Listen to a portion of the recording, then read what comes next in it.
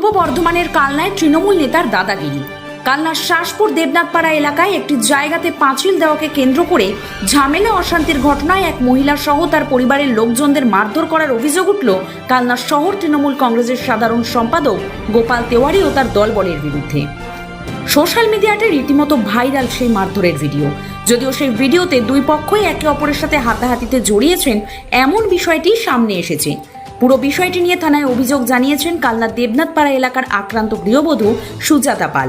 অপরদিকে পুরো বিষয়টি নিয়ে থানার দ্বারস্থ হবেন বলে জানিয়েছেন তৃণমূল নেতা গোপাল তেওয়ারি। দেখুন, ভিডিওটা আপনারা যদি ঠিকভাবে মানে ওটা লক্ষ্য করবেন যে কালকে রাতে আমার ওখানে তো কালকে ওরা খুব উজ্জুতি করেছে এবং আমার ওয়াইফকে মারধর করেছে, আমাকে মারধর করেছে, আমাদের পাঁচিল ভেঙে দিয়েছে। সেটা নিয়ে আজকে বলতে গেছি, ওরা বাইরে থেকে আমাকে ঘরের মধ্যে টেনে ঢুকিয়ে নিয়ে ওইখানে আমি নিজেকে বাঁচার জন্য আমি পালিয়ে আসার, ওরা ঘরের মধ্যে ঢুকিয়ে ওরা 4-5 জন মিলে আমাকে এলোপাতাড়ি মারতে থাকে। তার মধ্যে আমার আঙুল জখম হয়েছে, আমাকে মাথায় মেরেছে, আমার হাত কেটে গেছে। ঠিক আছে, আমি ওই যে ওরা মেয়েরা এবং ছেলেরা মিলে আমাকে জোর জবরদস্তি ঘরের মধ্যে ঢুকিয়ে ওইখান থেকে আমি কারোর গায়ে হাত দিইনি, আমি নিজেকে পালিয়ে আসার জন্যে, নিজেকে আত্মরক্ষার জন্য আমি বেরিয়ে আসার চেষ্টা করছিলাম। আচ্ছা, কি নিয়ে মানে সূত্রপাত হচ্ছে আমি একটা সম্পত্তি ব্যাংক থেকে নিলামে কিনেছিলাম অকশনে, সরকারি সমস্ত নির্দেশ মেনে। সেই সম্পত্তিটা হচ্ছে ব্যাংক আমাকে ওখানে পজিশন দিয়েছে, এর আগে আমি বেড়া করে দিয়েছিলাম, সেই বেড়াটা ভেঙে দিয়েছে। তা গতকাল থেকে আমি আমার সম্পত্তিতে পাঁচিল দিতে যাই, তারা পাঁচিল দিতে দেবে না, মানে ওখান দিয়ে তাদের হাঁটতে চলতে দিতে হবে, তাদের বাড়ির বিকল্প রাস্তা থাকতেও বলছে এখান থেকে জোর জবরদস্তি দিতে হবে। তো সেই দিয়ে হচ্ছে কালকে তো আমাকে ভিত কাটতে দেবে না, যা পাড়ার লোকজন থেকে সেইগুলো সমাধান করে। তাতেও আমি বললাম যে যদি তোমার মনে হয় সম্পত্তি নিয়ে নাও তা তুমি নিয়ে নাও, আমার যে প্রাপ্য টাকা তুমি দিয়ে দাও। তাতেও ওরা টাকা দেবে না, সম্পত্তিও আমাকে পাঁচিল দিতে দেবে না। যাও কালকে পাঁচিল দিয়ে চলে আসার পরে ওরা রাতেরবেলা পাঁচিলটা পুরো ভেঙে দিয়েছে। সেটা আমি আজকে বলতে গেছি, আমাকে সেটা ওরা আমাকে ঘরে ঢুকিয়ে নিয়ে আমাকে মানে এলো পাতারি আমার ওপর চরম মানে আঘাত হেনেছে এবং কালকে আমার স্ত্রীকেও মারধর করেছে। আজকে আমার বাড়িতে এসে আমাকে মারধর করেছে। বাড়িতে এসে তারা অনেক কয়েকজন মিলে হুমকি আমকা আমাকে বাড়িতে দিয়ে গেছে। ওরাও কয়েকজন আহত হয়েছে, তাহলে ওদের লাগলো কি? ওদের আমি যেটুকুনি শুনেছি পাড়ার লোকজনও বলছে যে এটা গত 2-3 দিন ধরে স্বামী স্ত্রীর মতো, না স্বামী নাকি খুব ড্রিঙ্কার এবং কয়েকদিন ধরে নাকি ওদের বাড়িতেও অশান্তি হচ্ছে, মারামারি হচ্ছে। এবার জানি না, কালকে গত রাতেও নাকি রাত্রি 2:30-3টের সময় তারা নাকি খুব ড্রিঙ্ক অবস্থায় বাড়িতে ঢুকেছে এবং তারা নিজেদের মধ্যেও কালকে অনেক অশান্তি হয়েছে বাড়িতে, পাড়ার লোকের মুখে আমি শুনলাম। সেই হিসাবে হয়তো তাদের মধ্যে কোনো কিছু লেগেছে, হয়তো সেই হিসাবে করছে, সেটাই হয়তো আমার উপরে চাপিয়ে দেওয়ার চেষ্টা করছে। আপনি কি থানায় অভিযোগ করছেন? নিশ্চয়ই, আমার যে ইনজুরি হয়েছে, আমাকে যে মেরেছে কালকে এবং আজকে আমার বাড়িতে এসে যে মেরেছে, আমি তার এগেনস্টে ইনজুরি রিপোর্ট তুলেছি, আমি থানায় কমপ্লেন করছি তাদের এগেনস্টে। এ প্রসঙ্গে তৃণমূলের মুখপাত্র তথা বিধায়ক দেবপ্রসাদ বাগ কি বললেন শোনাবো। দেখুন, আমি ভিডিওটা দেখেছি, তাতে হচ্ছে কিনা যে একটা মারামারি হচ্ছে, এটা দেখা যাচ্ছে ভিডিওতে। আর আমি খোঁজ নিয়ে যেটা দেখেছি যে জায়গাটা বোধহয় গোপাল তেওয়ারিরা বোধহয় কিনেছে, জায়গাটা গোপাল তেওয়ারি কিনেছে। ওই জায়গাতে একটা পাঁচিল দিয়েছে, সেই পাঁচিলটা বোধহয় বারবার ওরা ভেঙে দিচ্ছে। সেটাতে নিয়েই মূলত হচ্ছে যে গণ্ডগোল। যদিও আমার বক্তব্য এটা জায়গায় যে আইন কারোরই নিজে হাতে তুলে নেওয়া ঠিক না, কারণ যদি গোপাল তেওয়ারি জায়গাটা কিনে থাকেন এবং গোপাল তেওয়ারি যদি পাঁচিল দিতে যায় বারবার, যদি ওরা যদি পাঁচিলটা ভেঙে দেয়, তার জন্য তো আইন আছে, পুলিশ আছে, পুলিশের কাছে উনি লিখিত একটা অভিযোগ জানাতে পারত।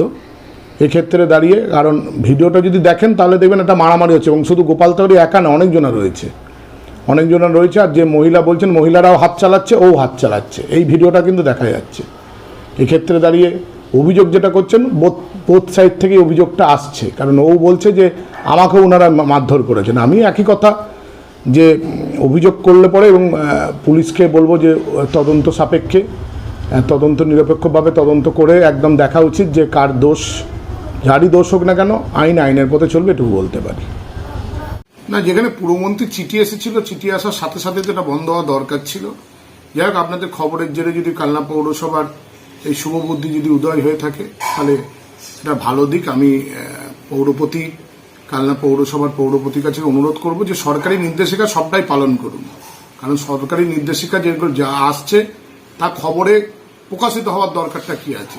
প্রথম থেকে যদি আপনি যদি সেই নির্দেশ যদি অক্ষরে অক্ষরে পালন করেন, তাহলে তো আর খবরে দেখাতে হয় না। আর আপনাদেরকেও ধন্যবাদ, কারণ আপনারাও সচেতন খবর প্রকাশ করছেন বলে সবকিছু মানুষের কাছেও যাচ্ছে। কারণ অনেক ক্ষেত্রে হয় দেখবেন সাধারণ মানুষ হচ্ছে কেন যে রাজ্য সরকারকে খারাপ দৃষ্টিতে দেখছে, যে সরকারের এই সমস্ত দিকে নজর নেই। কিন্তু আপনারা জেনে রাখুন, রাজ্য সরকার মানুষের সরকার, এবং সাধারণ মানুষের কোনো ক্ষতি হোক বা সাধারণ মানুষের উপর কোনো বোঝা চাপুক, সেটা কিন্তু রাজ্য সরকার কখনোই চায় না। লোকাল স্তরে কিছু কিছু গভর্নমেন্ট যারা পরিচালনা করে, ধরুন লোকাল স্তরে পৌরসভা, পঞ্চায়েত, তারা কিছু কিছু জিনিস নিজেরাই করেন, যেগুলো হচ্ছে কেন যে কখনোই সরকারের এগুলো নির্দেশিকা থাকে না। আমি ধন্যবাদ জানাই আপনাদেরকেও, আপনারা খবরটা প্রকাশিত করবার জন্য এবং সাধারণ মানুষের উপর থেকে এই বোঝাটা উঠে যাওয়ার জন্য। গোটা ঘটনার তীব্র নিন্দা করে বিজেপির সহসভাপতি সুভাষ পাল কি বললেন দেখাবো। আজকে কানলার যে একজন মা বোন নির্যাতিতা হয়েছে বা তাকে মারধর করা হয়েছে, এটা চরম দুঃখজনক ঘটনা। তৃণমূল দলের এটা নতুন কিছু নয়। পশ্চিমবাংলার মুখ্যমন্ত্রী, তৃণমূল দলের সর্বময়ী কর্তা মমতা ব্যানার্জি, পশ্চিমবাংলার মুখ্যমন্ত্রী, তিনি আজকে মা বোনেদের রেড বেঁধে দিয়েছেন। তাই আজকে তৃণমূল দলের বিভিন্ন নেতারা তাদের করে খাওয়ার জায়গাতে বাধাপ্রাপ্ত হলে পরে সেখানে মা বোন কেউ কোনো দেখাদেখি দিক বেদিক কোনো জ্ঞান থাকে না। তাদের লক্ষ্য আজকে যে কোনো উপায়ে মানুষের কাছ থেকে ছিনিয়ে নিতে হবে এবং করে খেতে হবে। তৃণমূল গরু চুরি, বালি চুরি, কয়লা চুরি, মাটি চুরি, এটা আর একটা বাড়ি চুরিতে যুক্ত হলো, আর একটা নতুন সার্টিফিকেট পেল। তা তৃণমূলের বিষয়ে কথা বলার মতন মানুষ, পশ্চিমবাংলার মানুষ সবাই জানে। নতুন করে বলতে যাওয়া মানে নিজের মুখ নষ্ট করা। তবে এই ধরনের কার্যকলাপের জন্য আমি তীব্র নিন্দা জানাই এবং ধিক্কার জানাই। ব্যুরো রিপোর্ট 24 ঘন্টা লাইভ।